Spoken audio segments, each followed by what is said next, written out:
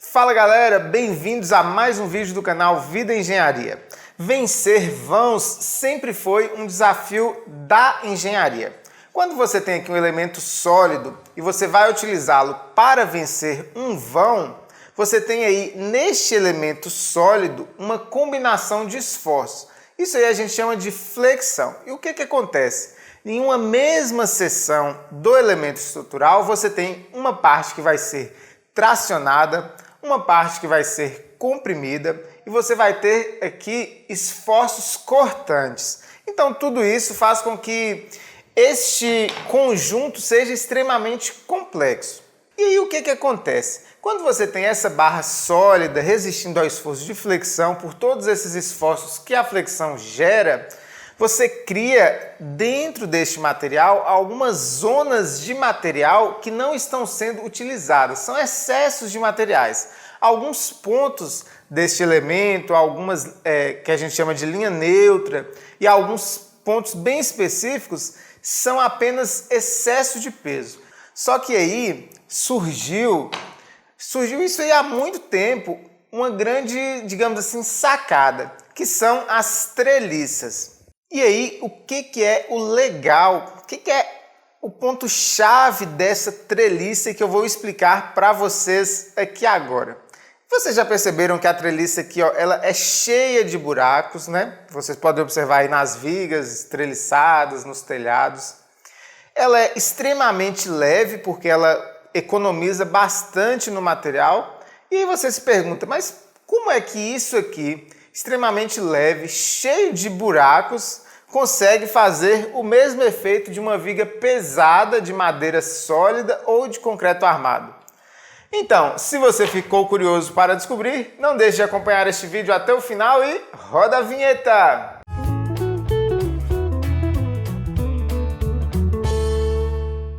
Pessoal, para a gente começar a entender por que a treliça tem toda essa mágica, como que ela consegue ser tão eficiente, eu vou explicar para vocês aí algumas coisinhas que vão ser necessárias neste vídeo. Sempre que você faz aqui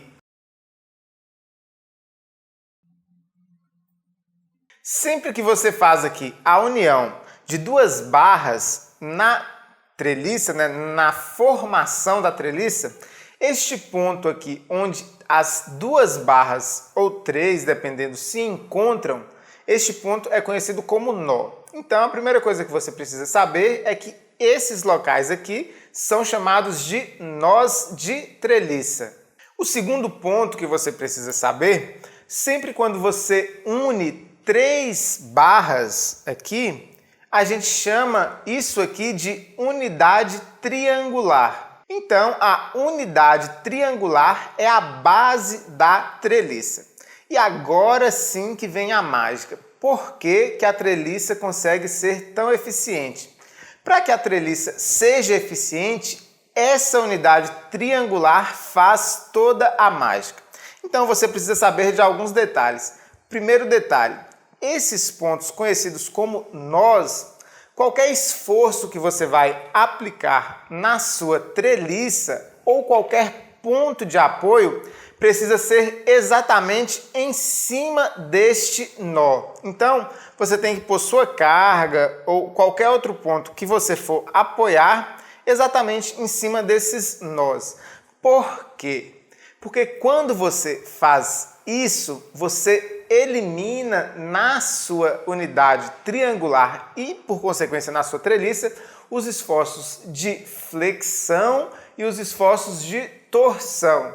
E aí, com certeza que você já deve ter sacado, você não vai ter também esforços cortantes. Todos os esforços que existem são apenas dois, a tração e a compressão.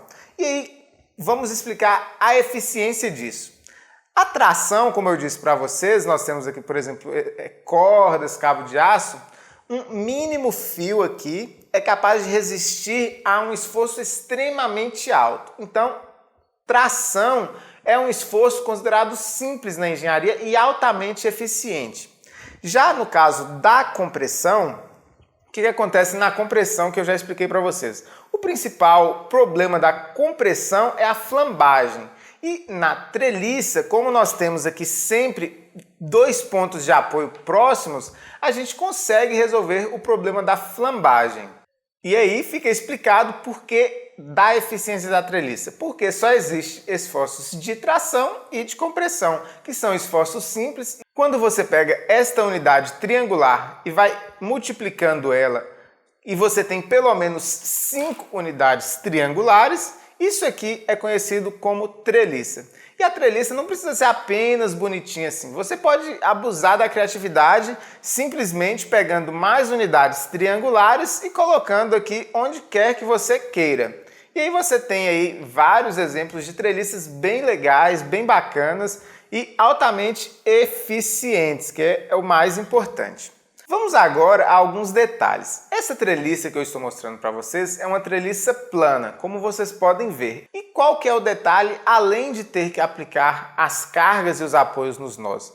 As cargas precisam ser cargas planas também, ou seja, tudo tem que vir aqui no mesmo sentido da treliça. Você não pode pegar essa treliça e querer aplicar uma carga, um esforço no sentido que não seja o plano da treliça, ou seja, um sentido perpendicular. Não vai funcionar. Outro detalhe bem legal da treliça, percebam aqui que a gente tem vários nós, tá vendo? E uma treliça, ela consegue se tornar estática simplesmente se você apoiar, fixar 2 desses nós. Ou seja, qualquer desses pontos aqui, ó, 1, 2, 3, 4, 5, 6, 7 pontos, qualquer um desses pontos, se eu escolher 2 e fizer de apoio, por exemplo, eu posso apoiar esses 2, ou eu posso apoiar simplesmente esses 2 e formar um balanço, ou eu posso colocar aqui o apoio nesses 2 nós. Qualquer 2 nós que você escolher, você faz com que sua treliça se torne estática. E aí você pode pendurar carga em qualquer um dos outros nós que ela vai permanecer estática. Neste caso aqui que nós temos barras que resistem tanto esforços de tração como compressão. Claro que em alguns casos, algumas dessas barras podem ser substituídas por cabos de aço. Isso é muito comum ver em telhados também.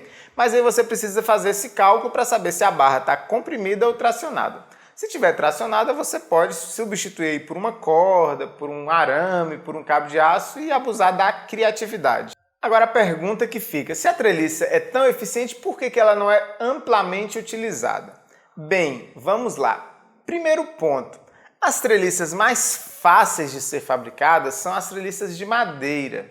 E aí, digamos assim, é uma mão de obra um pouco mais especializada e não é tão moldável quanto o concreto armado. Por isso que o concreto armado hoje é, digamos aí, um campeão e um sucesso. As treliças metálicas, elas são muito eficientes, mas são processos industriais que o dono proprietário aí da residência precisa contratar, seja aí de alguma empresa ou de algum local que faça essas treliças. Vejo vocês na semana que vem e aí eu vou explicar no próximo vídeo para vocês as treliças espaciais. Se você já está em dúvida no que é uma treliça espacial, dê aqui uma conferida. Vejo você semana que vem e fui!